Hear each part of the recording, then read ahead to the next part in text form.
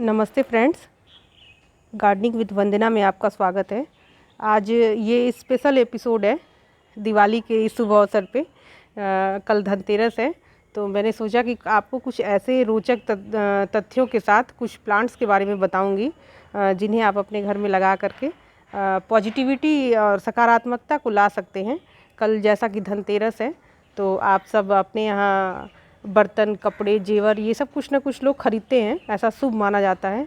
तो मैं चूँकि प्रकृति से जुड़ी हुई हूँ, तो आपसे ये कहूँगी कि आप अपने घर में इसमें से कोई भी प्लांट जो आपके यहाँ ना हो, आप ला सकते हैं। तो 11 आज ऐसे शुभ पौधों के बारे में बताऊँगी जिसे आप ला करके अपने घर में लगाएं और सकारात्मक ऊर्जा को बढ़ाएं अपने घर में। इसकी मेडिसिनल वैल्यू भी बहुत अधिक है और स्पिरिचुअल वैल्यू भी बहुत है।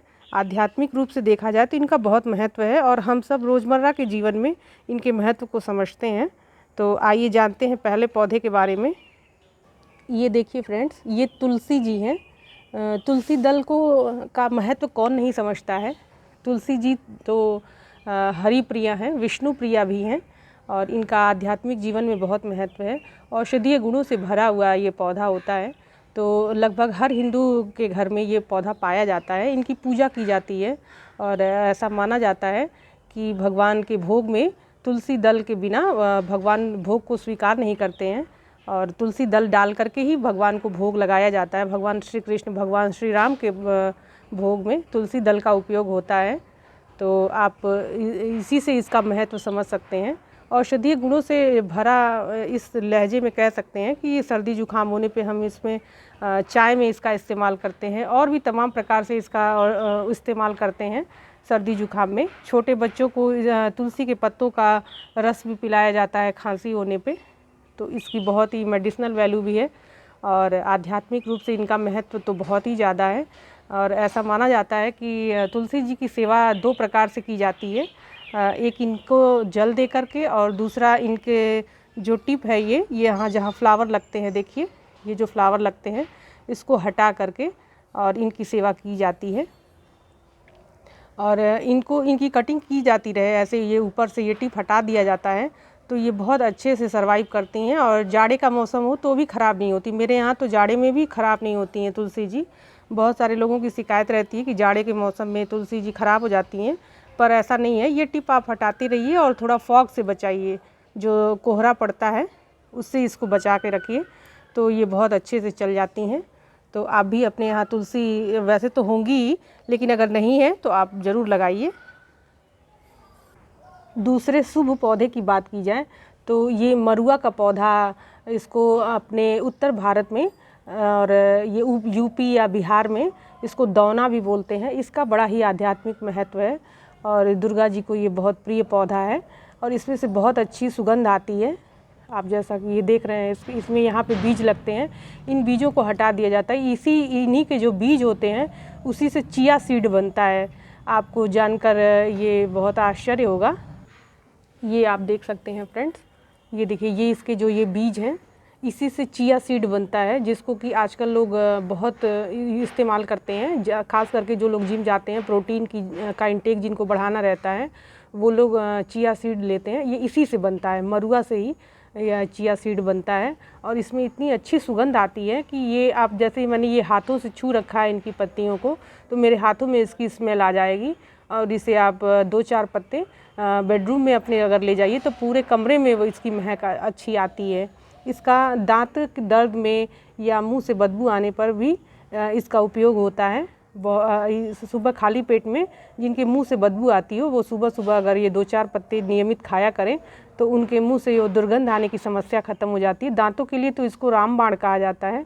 छोटे बच्चों के पेट में अगर कीड़े लग जाते हैं तो भी इसका उपयोग किया जाता है। इसका रस, इनकी पत्तियों का रस पिला करके लोग इस तरह से इस्तेमाल करते हैं। तो ये औषधीय गुणों से भरा हुआ है और नवरात्रों में तो इसकी बहुत मांग बढ़ जाती है। दुर्गा जी का ये प्रिय पौधा है, इसे आप लगा सकते हैं अपने यहाँ और सुगंध इसकी बहुत अच्छी आती है। और एक चीज़ तो और देखिए, मैं बताना भूल गई, ये पौधा मच्छर जनित जो रोग हैं उसमें बहुत फ़ायदा करता है। ये पौधा जहाँ लगा रहता है वहाँ मच्छर नहीं आते हैं। तो इस समय जैसा कि डेंगू फैला हुआ है, वो मच्छरों से होने वाली बीमारी है। तो अगर ये पौधा आप लगाते हैं तो आपके यहाँ मच्छर नहीं रहेंगे, मच्छर नहीं रहेंगे तो मच्छर जनित बीमारियाँ भी नहीं होंगी। तीसरे नंबर पे फ्रेंड्स, ये हरसिंगार का पौधा आता है। इसको हम अपने घरों में लगा सकते हैं। मेरे यहाँ ये ज़मीन में लगा हुआ है, इसलिए ये बड़ा पेड़ है। इसके आप गमले में लगाएंगे तो छोटा पेड़ रहेगा, पर ये फूल इससे बहुत सुंदर आते हैं। रात को खिलते हैं इसके फूल और सुबह में ज़मीन पे गिर जाते हैं। ऐसी मान्यता है कि इसको समुद्र मंथन में ये पौधा निकला हुआ था। और आप इसकी मेडिसिनल वैल्यू भी बहुत है। आप इसको जोड़ों के दर्द में, इसकी औषधीय गुणों का बहुत ज़्यादा महत्व। जोड़ों के दर्द में इसको लोग काढ़ा बना के पीते हैं, खांसी आने पे काढ़ा बना करके पीते हैं। और आध्यात्मिकता में अगर देखा जाए तो भी इसका बहुत महत्व है। और ये भगवान राम ने सीता जी का जो श्रृंगार किया था वो इसी पुष्प से किया था। आपको मैं इसके फूलों को दिखाती हूँ। ये देखिए फ्रेंड्स, ये इसके इस तरह के फूल होते हैं। पीछे इसकी जो डंडी होती है ये ऑरेंज कलर की होती है। और जैसा कि मैंने अभी बताया, भगवान राम ने सीता माता का श्रृंगार इस पुष्प से किया था वनवास के दौरान। तो इसका महत्व तो अपने आप में ही बहुत ज़्यादा है और इसे भगवान को चढ़ाया जाता है। और दुर्गा जी को इसे ये बहुत पसंद है, शंकर जी को भी बहुत पसंद है। सभी भगवान के श्रृंगार में इसका उपयोग किया जाता है। इस तरह के इसके फूल आते हैं, तो आप इसे लगा सकते हैं। ये औषधीय गुणों से भरपूर है और ऐसा माना जाता है कि इसको घर में लगाने से सुख शांति बनी रहती है, पॉजिटिविटी आती है घर में। हरसिंगार के पौधे को कैसे लगाते हैं और इसकी क्या देख रेख करनी चाहिए, इस पूरी टेक केयर आप देख सकते हैं। मेरे डिस्क्रिप्शन बॉक्स में मैं लिंक दे दूंगी। इसकी पूरी जानकारी दी गई है और आप देख लीजिएगा डिस्क्रिप्शन में। चौथे शुभ पौधे की बात की जाए तो ये देसी गुड़हल है, इसकी बात हम करेंगे। देखिए इसमें इस तरह के फूल आते हैं।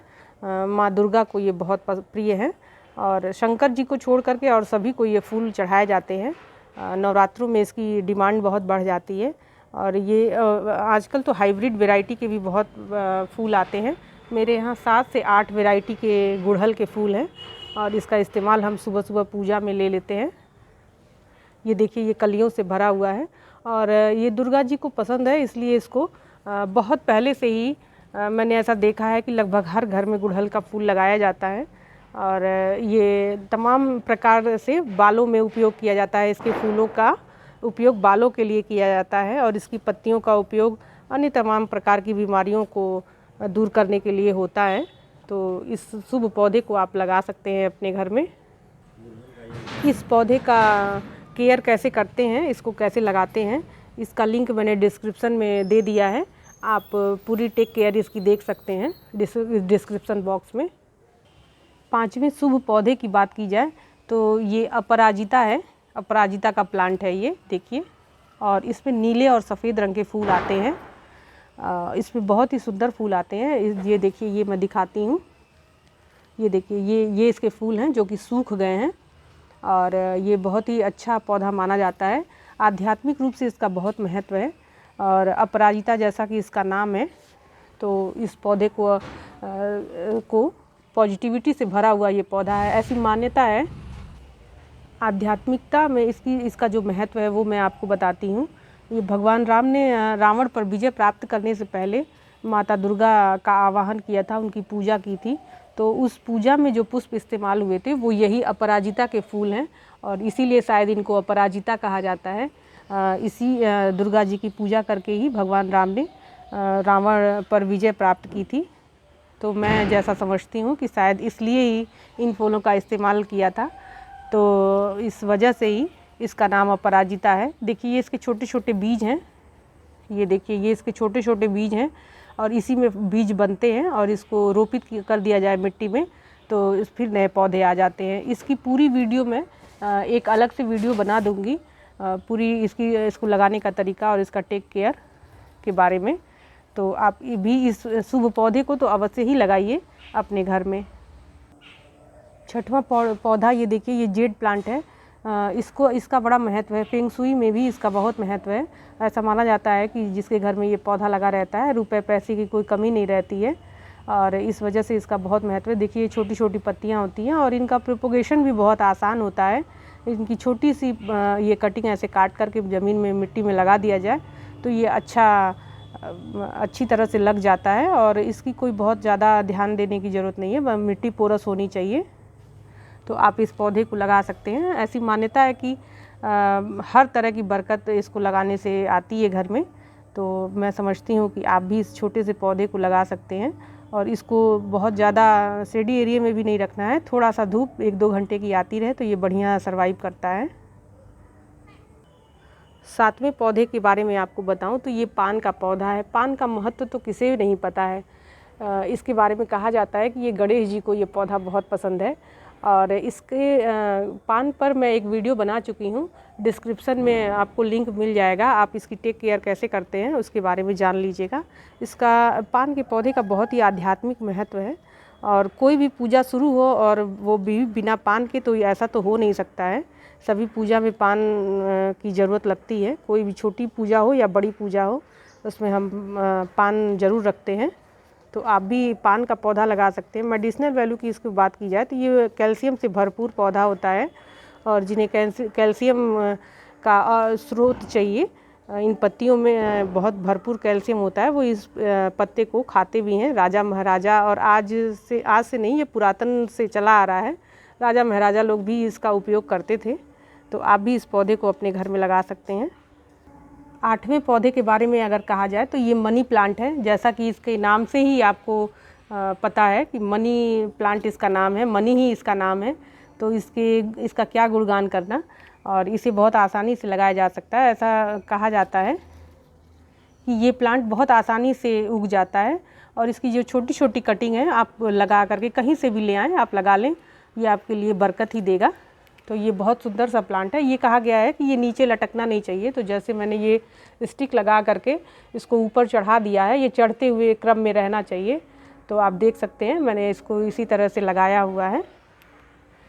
इसको उत्तर पूरब की दिशा में लगाएं तो ये बहुत अच्छी से ग्रोथ करता है और ये बहुत अच्छा माना जाता है। इसे बहुत ही शुभ प्लांट कहा जाता है। आप भी इसको अपने घर में लगा सकते हैं। वैसे तो बहुत सारे लोगों के घर में होगा भी ये मनी प्लांट, क्योंकि ये बहुत कॉमन प्लांट होता है और इसको लगभग हर घर में ये पाया जाता है। जैसे तुलसी का पौधा है उसी तरह से मनी प्लांट का पौधा भी लोग हर घर में लगभग लगाते हैं।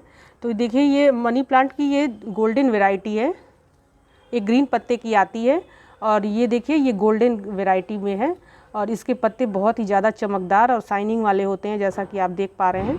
तो ये बहुत सुंदर प्लांट होता है। इसका प्रोपोगेशन भी बहुत आसान है। आप छोटी सी कटिंग कहीं से भी ला के लगा सकते हैं, ये उग जाता है। 9वें प्लांट के रूप में देखिए ये शनि का प्लांट है। इसे भी आप अपने घर में लगा सकते हैं। ऐसी मान्यता है कि इस पौधे को घर में लगाने से शनि देव की कृपा बनी रहती है। शनिवार के दिन इसमें लोग दीपक जलाते हैं और इनकी पत्तियों का उपयोग भगवान भोलेनाथ को चढ़ाने के रूप में उपयोग किया जाता है। और ऐसी मान्यता है कि इससे भगवान बहुत प्रसन्न होते हैं और शनि के किसी प्रकार के दोष में ये हमें राहत देता है। तो आप इस पौधे को अवश्य लगाएं अपने घर में। छोटे से गमले में भी ये बहुत अच्छे से सर्वाइव करता है। इसमें पिंक कलर के फूल आते हैं और वो भी भगवान शंकर को चढ़ाए जाते हैं।